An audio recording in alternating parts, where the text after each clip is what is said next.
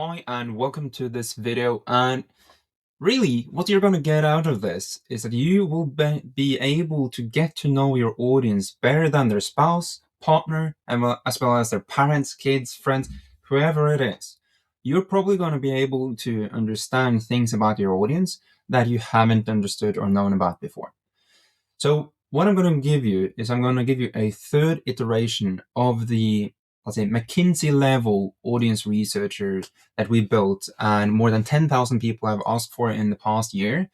And I'm going to give you the exact prompts to use. I'm going to show you how I've used them in a specific example and how you can then use this. And also at the end of this, you will then be able to take this, copy paste it, use it yourself, and then get that type of level and depth of understanding about your audience and how you can wedge into their subconscious and really stand out from everyone else selling a similar thing that you do to the exact audience that you do, making you the natural decision because you understand them. They feel that you actually understand them instead of someone just doing a generic pitch. So down below this video, you're going to see the guide, you're going to see the different prompts, and the way you use them is you can just hit copy and you will be able to do them. And really, there are only one thing you need to do. So one, open up Claude.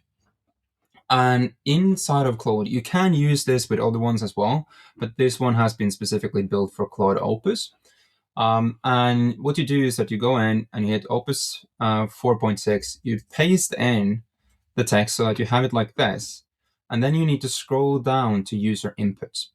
And here you need to add in three things. You need to add in 1 to 2 lines about your specific audience. And what we did here is B2B founder or CEO managing a bit of a sales team. They're wanting to scale up, and they're not necessarily doing too much marketing. The number one thing they struggle with is the second thing you need to put in. And the third thing you need to put in is what you sell. And very shortly described. Now, what this is going to do is that, and it's also important that you hit and ensure that markets or web search is on, and you can also add research to be on. But you're going to get incredible depth no matter what you do. And that is because you see the prompt. When you run it, you are for the first time, it's going to take a while. It's going to take you 10 minutes, something like that. And you're going to get a psychographic intelligence report. And in this, you will be able, so let me actually, I'm going to move myself on the screen so that I'm ensuring that you see this. But in here, you're going to get a lot. So first one is that you're going to get a overview. Then you're going to get section A, and that's an avatar snapshot. And this is explaining the experience that your target audience has. Then you're going to be seeing section B, which is a core narrative. So basically, that's a narrative that they live in. It's the narrative that they live by.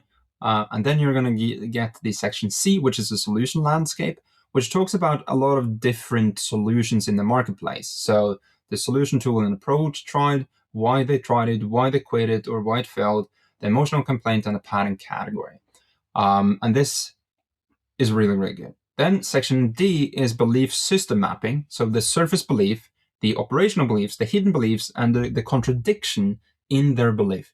Because often what we want to basically achieve in marketing is that we want to achieve a belief transition. We want to make someone believe something that is aligned with what we want them to believe. That is not to say that you want to manipulate the beliefs of someone, but you want the people to believe something that you do. Because what is marketing and what is sales? It's really about making the other person have the same type of conviction about what you do as you do. So it's a transfer of conviction and belief. Now, section E talks about a bit of the market gap, and then you have copy assets. So this would be actual headlines and hooks and things you can use aligned to what the research gave us. And then you will have objections and rebuttals. So basically what type of objection comes and how do you actually handle those. And there's a lot of companies that have consulted over the past 10 years that don't have this mapped out at all. Then you have opportunity angle. Then you have emotional triggers, the things that basically trigger them in terms of what they've tried, what has worked, and these types of things they're really sick and tired of. Then you have raw quotes. So basically the extraction from the actual web research. And you get quite a lot of those. And that gives you the actual quotes people use. And then you have a bit of a summary. The next step after that is that you go to step 2 and deepen the analysis. And you just simply paste this in. And as you can see, as I did here. Then, once you do that, you paste in the third one. So hit copy, you go back and paste that in. And then you're going to get an updated briefing. And again, this is super in-depth. This is writing things a bit differently so that you actually have 2 supporting documents that you can use. So whenever you want to use ChatGPT, Gemini, Claude, or whatever large language model you have, you can just take these 2, feed it in and say, this is context, ensure that you're aligned with these. Now, the enhanced briefing gives you a bit of a snapshot as well. And this talks about their internal clock, the coping architecture, so basically how they cope with the current situation, the relationship strains this has, the physical manifestations this has, and the identity stack. Because one thing that I haven't heard anyone talk about is how does our target audience or your target audience identify themselves? And how they identify is tied to the belief pattern that they have, and this is the thing that we need to address. And then you also have the decision trigger, so basically the trigger map of how they make decisions, and things they would never say, which is also going way deeper, like we're peeling the layers here. And then you have the narratives. So the narratives goes directly into how you want to communicate, the messaging, the positioning, how you want it done, these types of things. And you have a public narrative. So what's the narrative our audience talks about publicly? Then you have the private narrative, and this is the internal reasoning and thought process and things they say to themselves and internally in the company that they never dare express publicly. Then you have the shadow narrative, and this is this real deep thing in terms of the things that really drive their actions. And then you have the collision of narratives, because we often want to put forth a good front publicly. Then internally, we are acknowledging a bit of the, let's say, the challenges, but the shadow narrative is where the, let's say, the deeper emotional things lies in terms of shame, imposter syndrome, the I should have done better, I should have been able to succeed more, am I entirely wrong in doing these things? So the deeper things.